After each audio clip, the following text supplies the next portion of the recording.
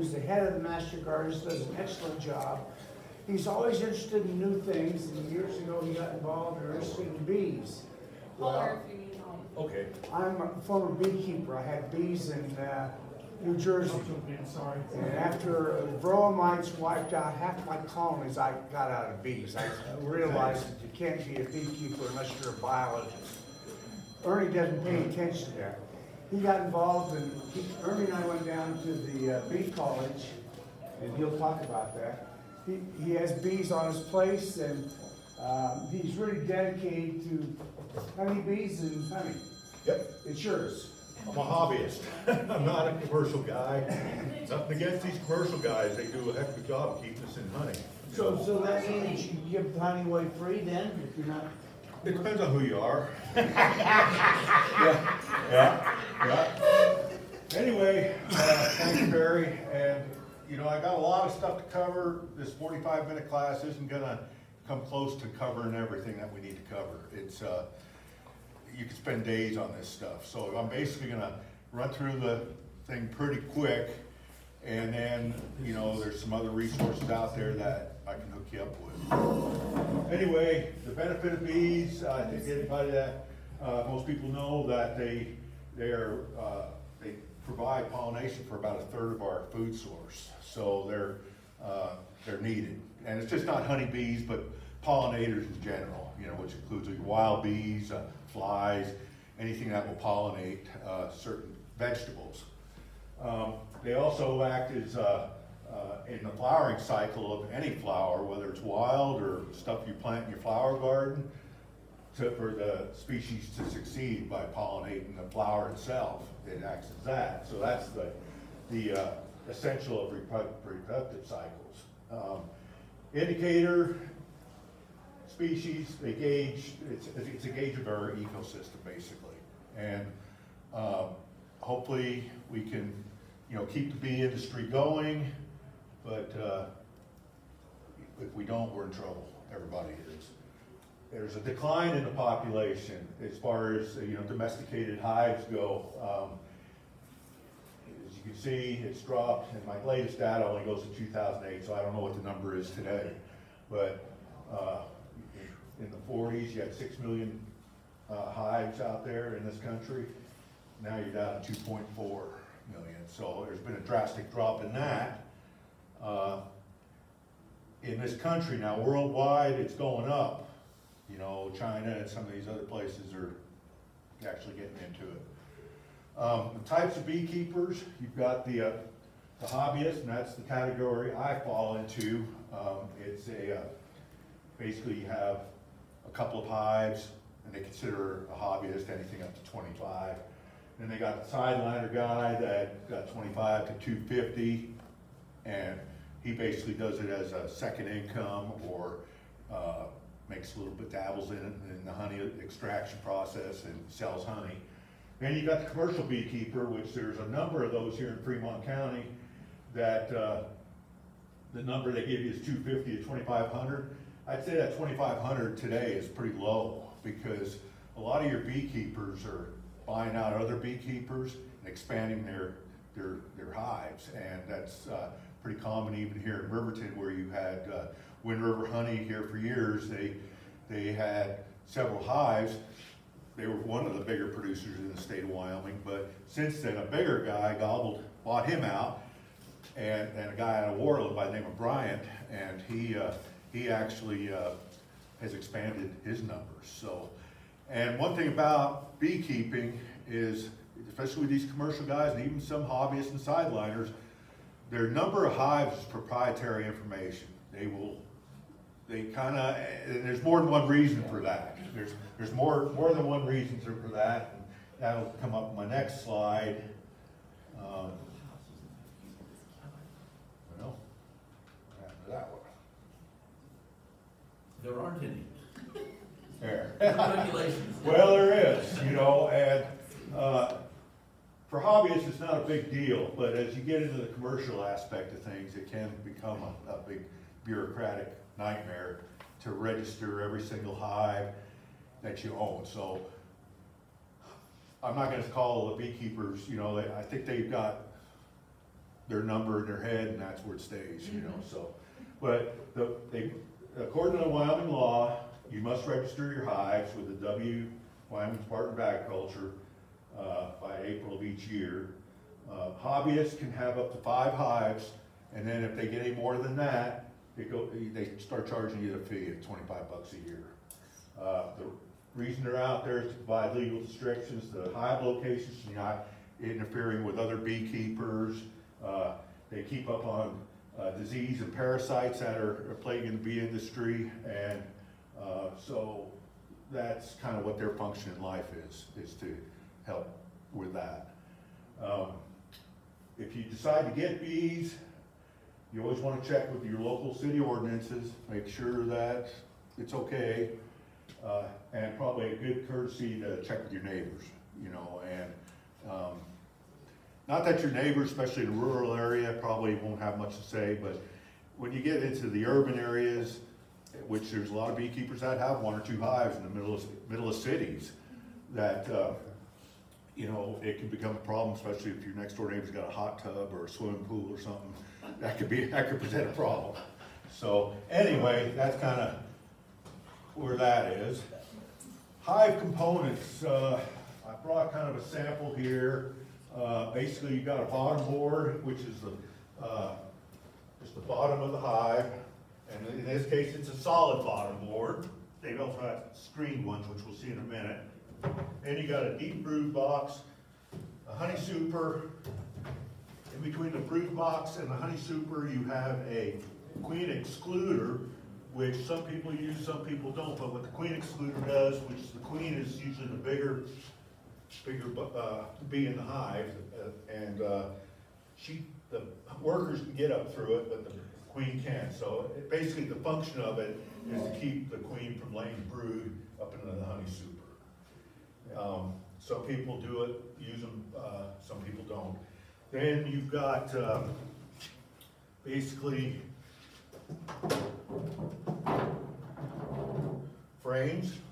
You know, these are medium frames with drawn out comb from that the bees have drawn out. The bees have already been in this. Then you've got some that's not drawn out. They started working on it, but that's basically a comb that hasn't been drawn out. And you got an inner cover, and you've got a telescoping top. And the reason they call it telescoping is because it slides over the others. Why do you have to have that one with the hole in the top? Well, because a lot of times in the wintertime, you'll put or in a new colony, you'll put a feeder up here, whether it's a sugar brick or if you put a liquid feeder up there, you will have to have another box to set it in, but the bees can come up through it. And a lot of them, and I don't know if it shows it in that picture, I think one of the pictures, it'll show a notch cut in this. This particular inner cover doesn't have one, but they'll have a notch in it, and it'll act as a second entry, or you know, for the bees, or in summertime and wintertime especially, more important than in summer, you'll get some air circulation through there. So that's kind of what the function of that is. You don't really, a lot of your commercial guys don't mess with this. They have a top cover that they tack on and opens and open and not. But for a lot of your hobbyists, and even some of your commercial guys, they are going into this. You've got a bee, here's, pass this stuff around. This is a frame, just it had nothing on it. And that there. And then this here's an entrance reducer. And basically you use these entrance reducers to control the amount of entry into that hive. What you can do is when you install a new package of bees, they're starting out, you want to use a small entrance to for them to come and go. And that helps them to guard their, you know, because their numbers are reduced, helps them to guard what they have, and also prevents robbing.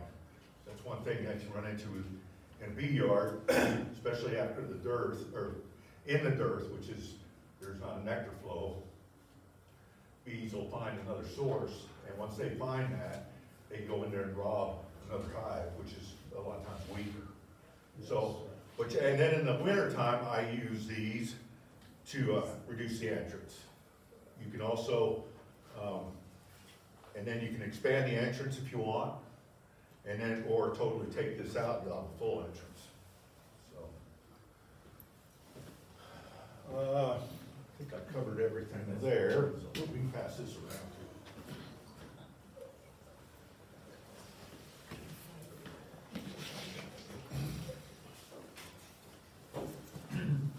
The bottom board, like I said, you got an option for a screen bottom board. I use both. I've tried both. I do actually like the solid bottom boards better.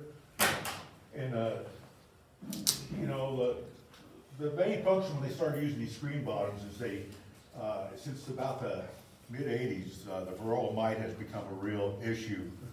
And so you can get hopefully a kind of an accurate mite count, which I won't get into too much in this class because we don't have time, but depending on how many mites you got in that hive, it's the calculation, you've got an issue, you know.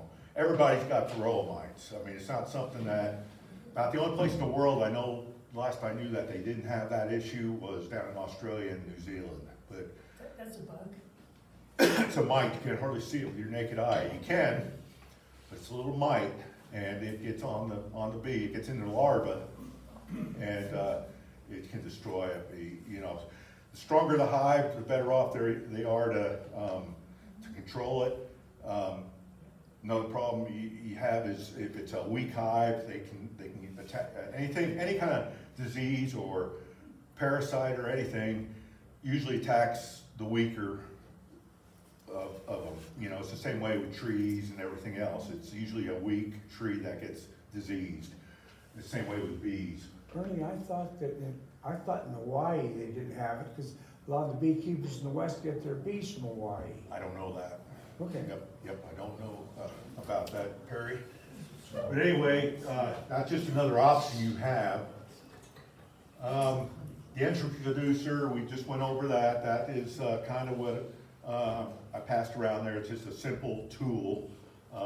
And one thing you got to know with beekeepers when you get on YouTube or some of these websites, beekeepers use some weird names for different parts of their, you know, their equipment and stuff. And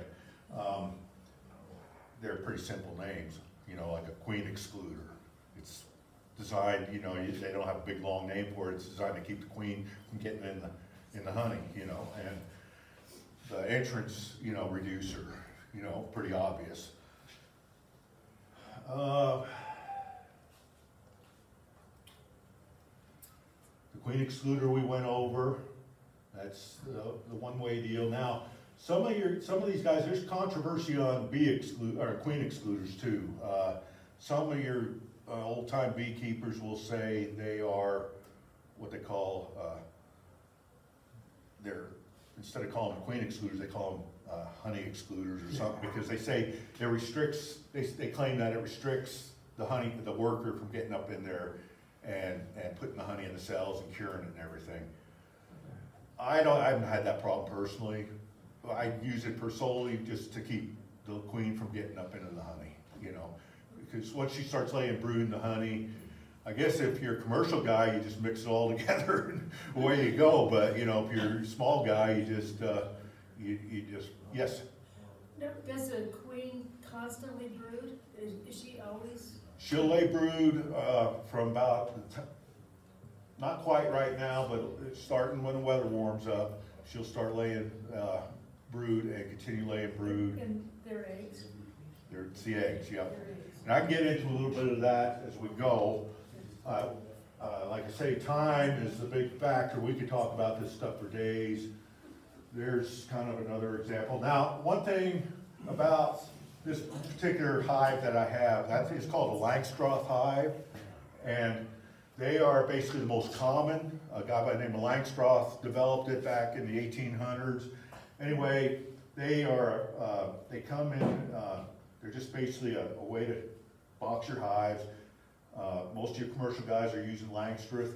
You've also got one difference you got with the Langstrip, you've got the different sizes of the boxes, you know, and you also have different frames. You got a 10 frame Langstrip hive, which will hold 10 frames, and you've got an 8 frame, which will hold 8 frames. And that all has to do with how much you want to lift, basically. It's because there's a big weight difference there. We'll get to that. There's some honey supers. There's the frames. I've been passing those around. The one frame, I'll pass around one of these that's also got the drawn comb on it that the bees have worked.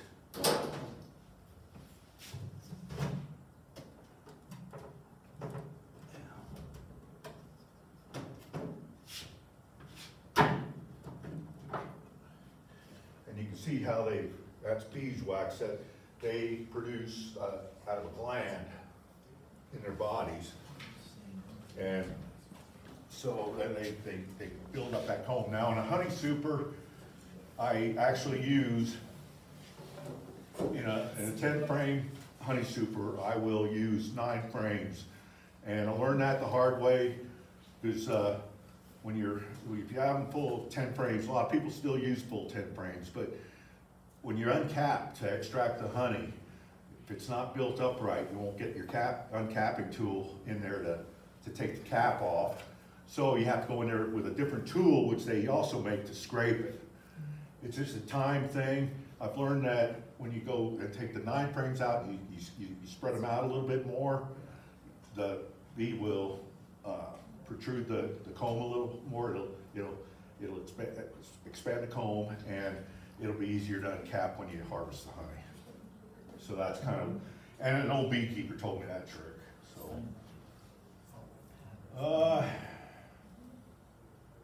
foundation again, which I'm passing around. Bee space is a real important thing. Bees build comb about 1 3/8 inches apart. So if you've got two things here, 2 frames together here, you're going to have probably a 1/2 inch built off of this side and a 1/2 inch off of that side, make 1 inch. That'll leave 3/8 of an inch in between to move around. And that's called bee space. If you get anything 3/8 of an inch or more, they'll start putting comb into it and developing it into what they call burr comb. And that's an undesirable thing for a beekeeper, you know, to work with. If it gets less than 3/8 of an inch, down towards 1/4 of an inch or less, they fill it with propolis, which is kind of a bee glue, which you can see this dark brown on some of the stuff and even on some of them frames. They'll fill it with propolis, and that's just kind of they fill cracks and things. It's in the wild, it protects them from the elements. So you got that, and so basically about 3/8 of an inch for the bee to go around, and it's just perfect. That's what they like.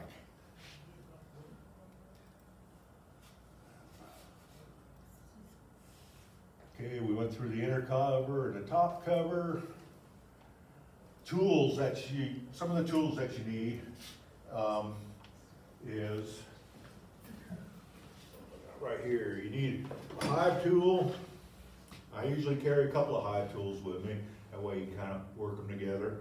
And that's one thing. And then a bee brush. Now a bee brush I use sometimes I don't. Sometimes I'll just use my hand. It seems like the brush kind of agitates the bees a little bit if you're not real easy. So I use a hand or something like that, you know, and then to brush the bee off the frame if you want to inspect the frame for brood and for any kind of problems that you might have. So you got that.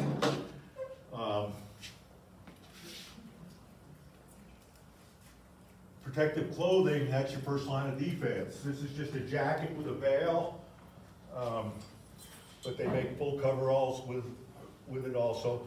The big thing is, always wear a veil. You're gonna get on the YouTube videos and stuff and see these guys running around with shorts on and with no veil. Getting stung in the eye or stung in any kind of in the face is not a good thing. You know, you can take it on your hand or arm or something, and it won't be a big deal, but I've been stung in the face quite a few times, even with a veil on. They'll figure a way to get under it if you got everything just right, you know. So you always want to wear a veil, and I see a lot of these commercial guys, they don't wear them either, but, you know, and then they say, well, the more you get stung, you know, the better off you are, and this and that. I don't like to get stung. You know, I really don't. You know. So anyway, always wear a veil. That's the thing. The second line of defense is smoke.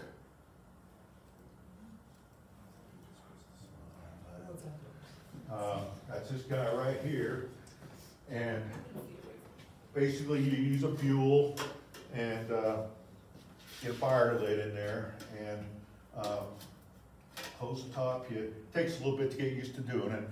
You know, you got bellows here that puffs air into the smoker, and then there you have, what you do is you give the bees a couple puffs of smoke around the entrance or around the sides, and when you pull the top off, you give a little bit down the frames. And basically, it's a calming effect, and there's a lot of people that's got different theories on that, but I think according to this slide here, they say the bees eat honey.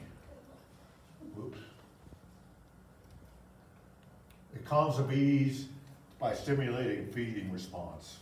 I know that happens with swarms, but it does. I can't prove to you that that's the reason they're calm after you smoke them up a little bit.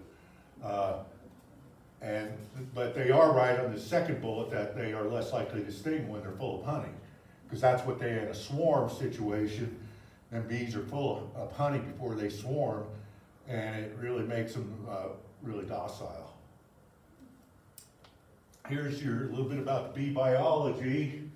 You've got the worker bee, you got the queen, and you got the drone. As you can see the size, the queen is the largest. She's this one here. Then the worker, and they are both female bees, okay? The drone is the male, and drone is also the second largest in the hive. So the worker, which is this one, is the least in size-wise.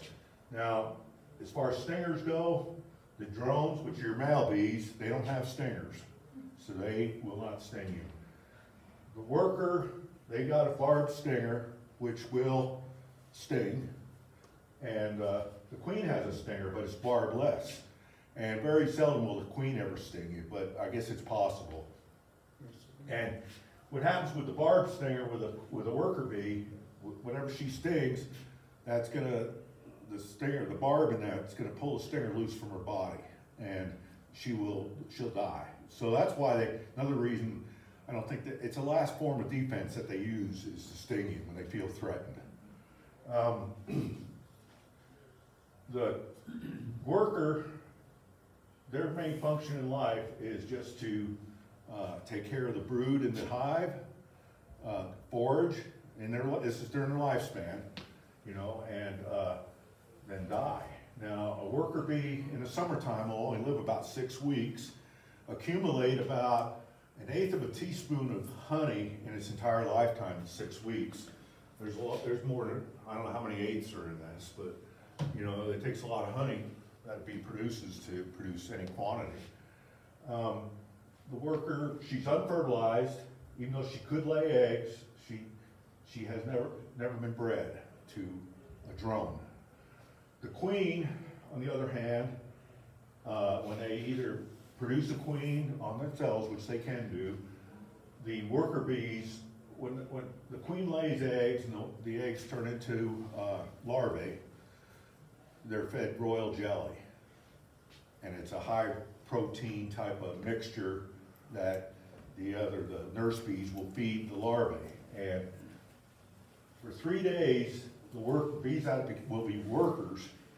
After 3 days, they will quit getting the royal jelly and just go to a honey/pollen mix and get fed the rest of their way until after they're capped, and then they come out of the cap. The queen, if they decide to produce a queen, will get fed royal jelly every day up until the time it's capped. And then, so that produces the queen. The drone, about the only thing the drone's good for is to breed the queen. And a drone that's in this, let's say this hive right here, will not probably end up breeding the queen that's in that hive. The queen will actually go on what they say a mating flight and go out, and there's drone congregation areas out there, and the drones will be congregated. The queen goes by, and they do a lot of work with pheromones. The pheromone, she'll release pheromone. If it falls within the radar of the drone congregation, several drones will breed that queen. I mean, this is all part of the diversity of bees. So, if you run this through your head, a queen, a worker bee does not have a father, but it's got a grandfather. Can you wrap your head around that? You know, because when that queen is out there getting bred, she's getting bred by various drones, probably 6 or 8 of them, or more, you know, depending. And so, then when she goes back to the hive, she stays in that hive the rest of her life, basically, unless she's gonna swarm. And that we'll get into a little bit of that. But, So she only mates once in her lifetime? yes. One? Right, yep. And she's got a sac with all this sperm stored in it. And then when she lays an egg, she'll determine whether it's gonna be a worker bee or a drone. A drone comes from an unfertilized egg. So but the worker bee will be a fertilized egg. And so that's how they kind of their genetic diversity, you know, they don't get too much inbreeding, you know. When the drone breeds the queen, this is part of the natural cycle, the drone is actually, after he connects with that queen and he pulls out, he gets it ripped out. And he goes tumbling to the ground to an early death, and that's the end of his life. Does he die happy? Yeah. Yeah. You can put a spin on this any way you want, really. You know. Yeah. But anyway, after this happens, you know, the queen goes back, stays there the rest of her life. The drones will eventually go back to wherever they came from, and the drones basically, the only thing the drone will do is eat after that, and the ones that survived the mating, that didn't mate, they'll get out there and they'll get into the hive, they'll eat. The only other thing they'll do is possibly fan the honey or fan the hive to cool it down a little bit, you know, in the hot weather. But other than that, they're worthless. And so in the fall, when the worker bee, when the weather changes and things cool off and the queen starts slowing down on her egg laying, the drone gets kicked out. The worker bees, and I watch this, and I got it on tape at my own hives. They'll kick out them drones, and they'll either die by getting bit by the bee, or they'll die from the elements, you know. But you won't have any drones in that. Like I told you earlier, the worker bee lasts for about 6 weeks during the peak of the summer when they're foraging. But then you got a worker bee that gets developed and hatches that is called a winter bee, or a fat bee is another reason they call it. And that bee will last a lot longer. It'll last throughout the winter, up to 6 months. That was when they Yep, and what their main objective is to keep the queen warm during the winter months. And they'll form a tight cluster around the queen. They should have kept the drones for that. Yeah, drones didn't want to do it. So, anyway, that's kind of, you know, a short and quick deal on that. So that would be the bees that when you hear about beekeepers wintering over their bees, it's those bees. Right. Because you hear, well, they only have a lifespan of 6 weeks or 40 days, and then I'm like, well, what's in that? Those winter bees will last longer than that, you know. And so then like spring, they're the ones that get everything started. Well, you can actually see the difference in the size of them too in the winter.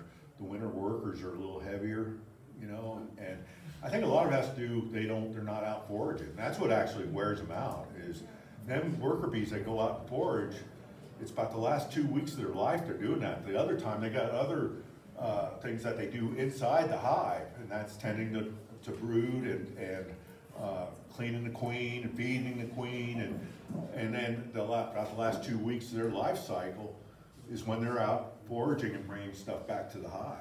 You know, they do a lot of the bees that haven't left the forage yet. When the returning bees come in, they'll actually transfer the nectar from the bee stomach to the nurse bee, and that nurse bee will take it to the cell. You know, so it's quite a process, and like I say, we could go into this for days, you know, and talk about it. We got 45 minutes, and I don't know if I'm even doing you guys a service here, but could be doing you a disservice, you know, by that. Location's a big deal, or where if you decide to get bees, is to put them in facing east or south, the entranceway. What I do on my place, but I see a lot of commercial guys, they actually, what a lot of guys do is they'll put them out in the sun, and that's where they stay. Mine, I got afternoon shade, morning sun is how I do mine. But I've got a limited number of hives that I can do that with. These guys that's got thousands of hives, they go to a farmer or rancher to get permission to put bees on the place, and they put them out there, and that's where they stay until they go back and gather them up in the fall, you know. And yeah. I'm gonna drive you guys. On the way to DuBois, I've noticed that there'll be beehives really close to the highway. That could And be you where, will just drive through clouds of them, and it's just, there'll be a lot of bees you're driving through? Yeah, Is that right? it's sad. It's like, cause you know you're killing honeybees. Yeah, I don't know. I know some of them are, when they're transporting bees back from California. See, what a lot of the commercial guys do, their bees will leave here in the fall and go to California, and that's where they store them for the winter, and then they'll do the almond pollination out there, which is going on, it's starting right now. And so the bees, they actually get paid by these almond growers to put bees out of the place to pollinate their almond trees. And then when all that's done, some beekeepers will go up into the northwest and pollinate apples in the Washington area there. And then they bring them back here for the summer. And then they stay here for the summer, because the beekeeper actually, from what, some years they actually do better on the pollination service that they put out there than they do on the honey. Because honey is just like anything else, the price fluctuates. It's like any commodity. The more there is, the cheaper it is. A lot of Wyoming's honey production is gauged on what happens in South Dakota, believe it or not, because South Dakota's got one of the, in this area, in this region, has got one of the biggest, it's one of the biggest places for honey because of all the sweet clover they got out there. If you go through the interstate there on South Dakota, on 90, I think it is, and there's just hills and fields full of sweet clover. And that's a big thing for, you know, that produces quite a bit of honey. So if they have a good year in South Dakota, it drives the honey price down. So the guys here in Wyoming suffer that consequence. That's if they have a good year in South Dakota. If they have a bad year in South Dakota, which they've had the last couple of years because of drought, the price goes up. And it's the same way, you run into that with hay, you know, same thing, you know, it gets driven by supply and demand, I guess. But if another thing you want to do with your bees is have total sunlight or very light shade. And like I say, I have shade in the afternoon up until about 1 o'clock during the sun in the summertime. This time of year, and I have them situated on under deciduous trees, which are trees that shed their leaves in the fall. In the summer, it acts as a shade canopy. In the wintertime, when you want heat for your hives, there's no leaves on the trees, the sun filters down through there and heats the hive up. So that's a good thing. They always need a water source, just like any living creature does, and access to things to forage, whether it's flowers or alfalfa or clover or anything, but they need something to forage on. And this time in this country here, you usually start a nectar flow sometime in May, and it'll go through till probably the middle or the end of August. Then you'll go into what they call a dearth, and that's when the nectar flow slows down or even comes to a halt. And then the bees, that's, you know, they're looking for stuff to eat. And that queen senses this too. It starts, her laying will start dwindling when that starts happening too. It's all, they all sense all this stuff. And so that's a big deal there, to have something they can forage on. Like, I don't think bees would do very well between Shoshone and Casper out there. I really don't, because they just, there's nothing for them to forage on. Possibly some rabbit brush, you know, wildflowers, but they wouldn't do as good as they would in Riverton Valley, you know, where you got a lot of hay production and things like that the bees can forage on. That's something to consider. And there's different types of honey. I brought a couple of samples. This is honey from this area, from my place. It's good honey. If people say, well, is it clover honey, alfalfa honey? I couldn't tell you, you know, they just go out and forage, you know. I mean, I would say a lot of it has, you know, they'll go to the alfalfa, but whatever they have within a 2-mile radius of them, that's what they're gonna go after. And if it's less than 2 miles, then they will, you know, stay closer, of course. Water's a big thing. That's why if you're living next to somebody that's got a hot tub, you wanna get their permission, because when they find a hot tub, that's where they're gonna go to get a drink, you know, so. Getting bees, there's different ways of getting them. You can either retrieve a swarm, and I've got the Terminex people here in Riverton. I'm on their list for people to call if they find a swarm. You can get with the sheriff's department, because first thing people see when they see a swarm, they freak out. You know, they see this big cluster of bees, you know, and they think, oh man, you know, well, that's probably the safest you're ever going to be around bees, you know, is when they're in a swarm, because they have no intentions of guarding that, you know. So, you know, the swarm is one way you can get a bee, get your own bees, as long as you get the queen with it. And you can also purchase a package of bees, which has got about 3,000 bees in a package and a mated queen that comes with it. And a lot of people, a lot of your commercial guys, that's how they do it, you know, when they're, you know, they buy packages. A lot of the packages around here, there is a place in Cheyenne you can buy bees, but he brings them in from, I think, Oregon or someplace, Prairie Wind, I think it's called, down in Cheyenne. But as far as in Wyoming, that's about the only place in Wyoming I know you can purchase bees. Or get with a commercial beekeeper that you know, and see if he can order you bees, you know, and get them that way, or get them online. But if you're gonna get into bees, you about gotta order them right now to have them in April when you wanna install them, because there's limited supply on bees. Then you got what they call a nucleus hive, which is a pretty good way to get started. Basically, the bees are starting out from scratch with these two options, swarm and a package, because you're putting them into a box with frames, and hopefully you might have some drawn out frames where they don't have to start with just a plain frame with nothing on it. So they can get a head start, you know, and that's how you want to put your swarm or your package into something like that. But they are gonna be the least, you know, they're gonna work like heck. In April, if you get a package of bees in April, they'll probably have enough time if you have a good year to build up and survive the winter. If you get a swarm, it's all gonna depend on the number of bees that you retrieve, and also what they have to forage on. Chances of them surviving starts going down. So then if you go to a nucleus colony, which you can find those around, there are 5 frame. Usually they're overwintered. They usually make that nucleus up in the fall or summer of the previous year. They overwinter them. They've got 5 frames in them. They've got a queen in them. The queen's already laying, so they've got an advanced setup to get going. So that nucleus colony would be the way to go. Or if you know somebody that's got a fully established hive, you could split the hive as long as you got a queen, you know, to put in it. You can also chance, depending on the time of the year, for them to produce their own queen, but all that takes time.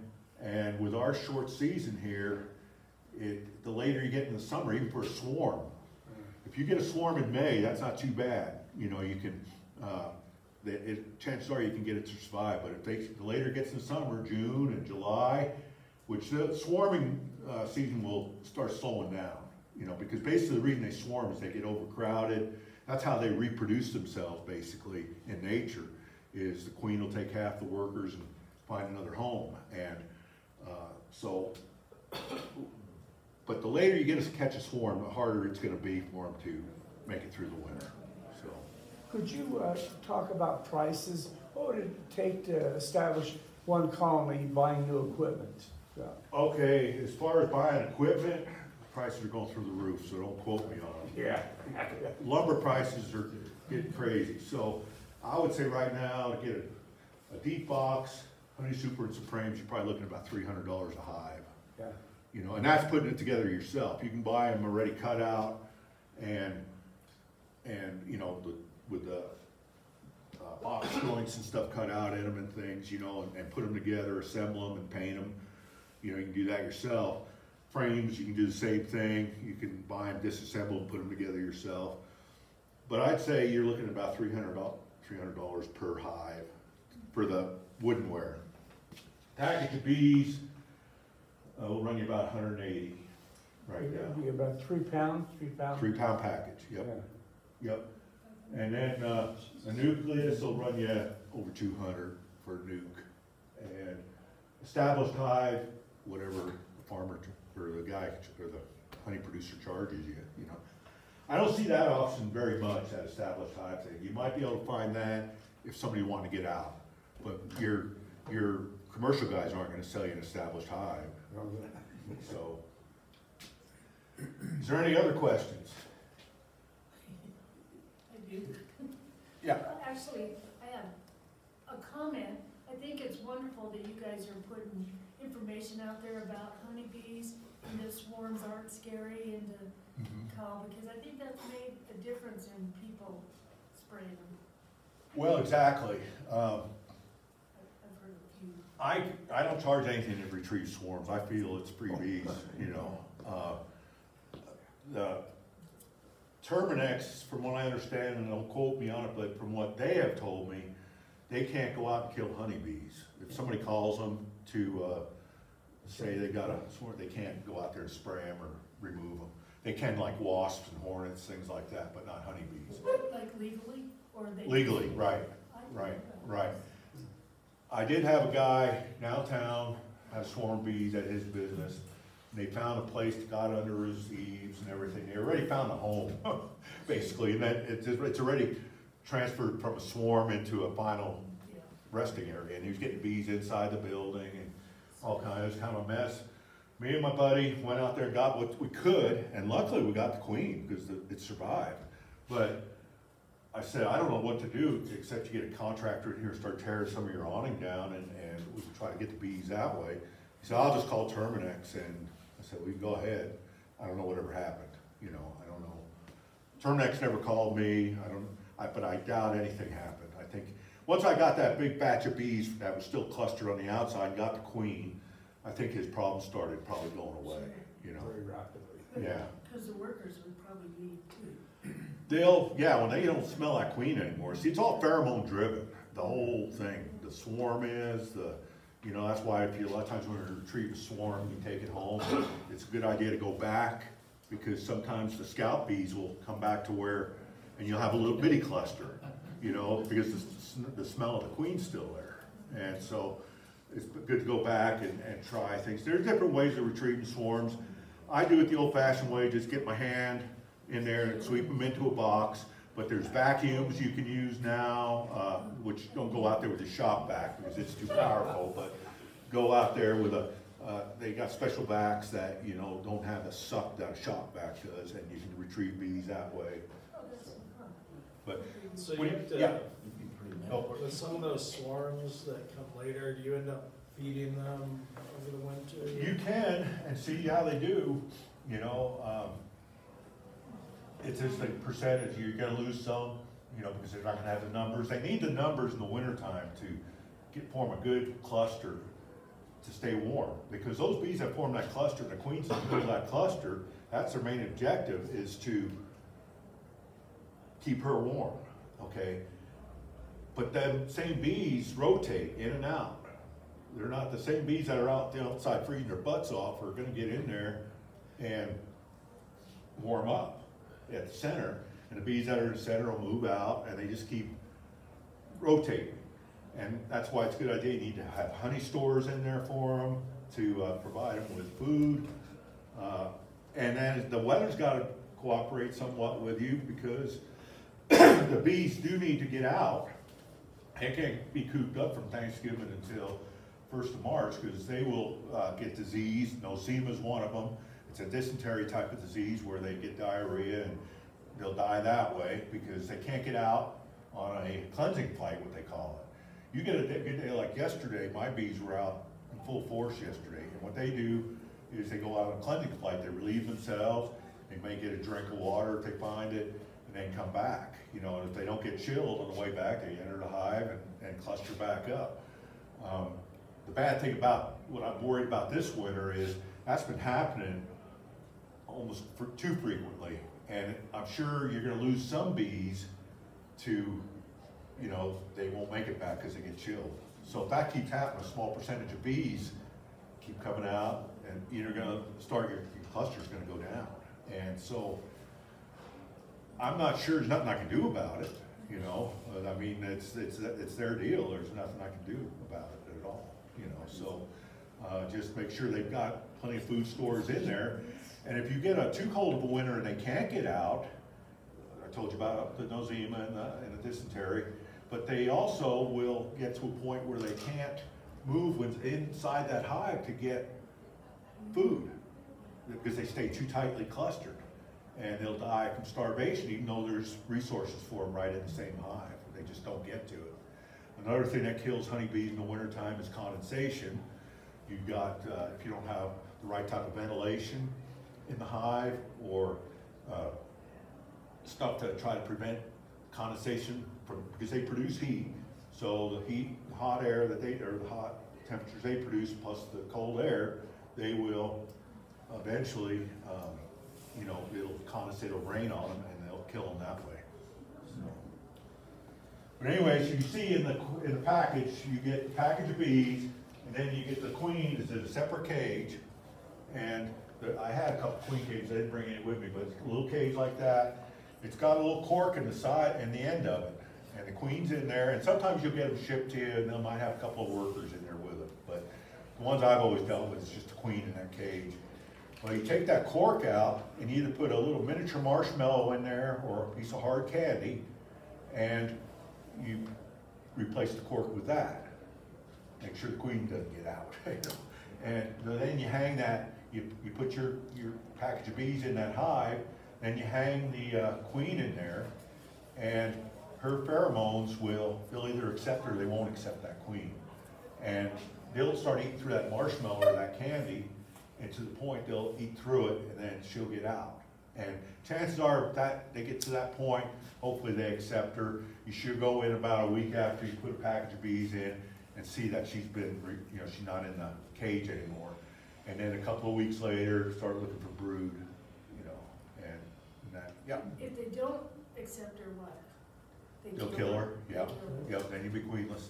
Yep. Same thing as they start doing what they call a supersedure process, where the queen starts laying less eggs.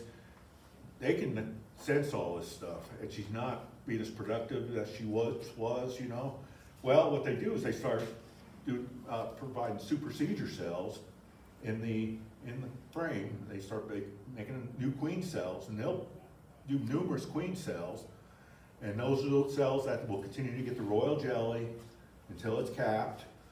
And then when they emerge, a lot of times, the first one that emerges is the winner, because she'll go around and kill the other cells a lot of times before they even hatch. You know, and but if they do hatch and you get 2 or 3 queens running around in there, you're only going to come out hopefully with one, you know, because the other, unless they kill each other and you don't have many, that's the problem you run into, you know. But you'll only have one queen in a colony.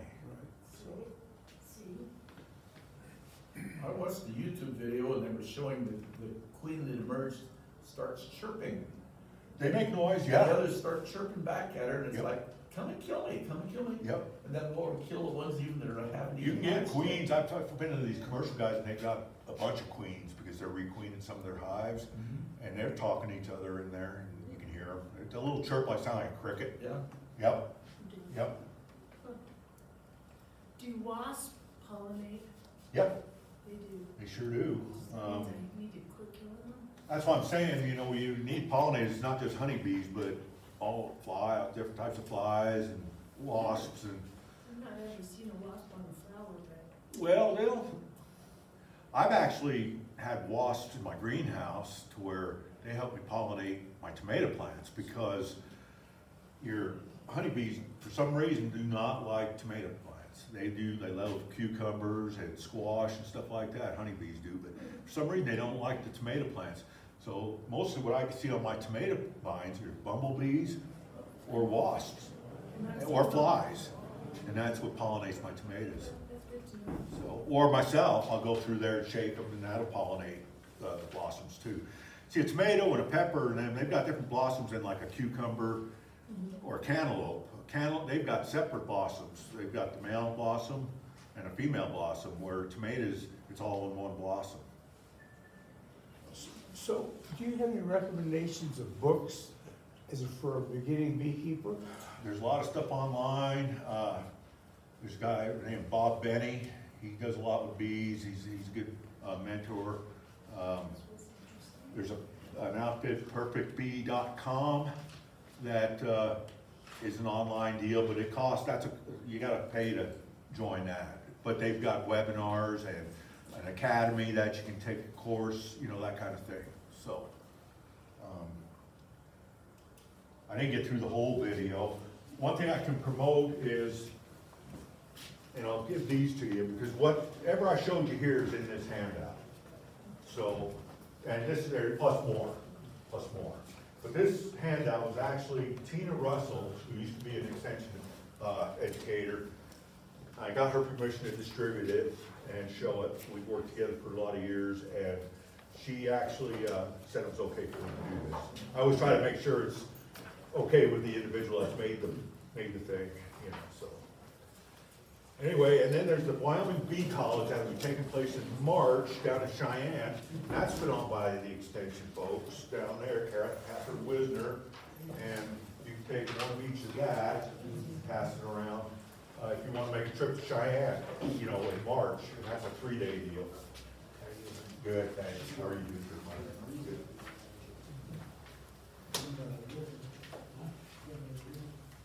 Is there any other questions? Like I say, we're out of time already, and hopefully I built your interest up a little bit, and I got, you know, if you have any questions, get with Chance or one of the Alex or one of the gals in the office here. They can get a hold of me anytime if you got a question about bees or if you're interested in getting into it some more. We were kicking the idea around about doing a beekeeping 101, which will get into more detail, but it's still kind of generic, but not, you know. But this kind of gives you the taste of it. Honey, one thing about it, honey here, this is pure honey. See how that's starting to crystallize?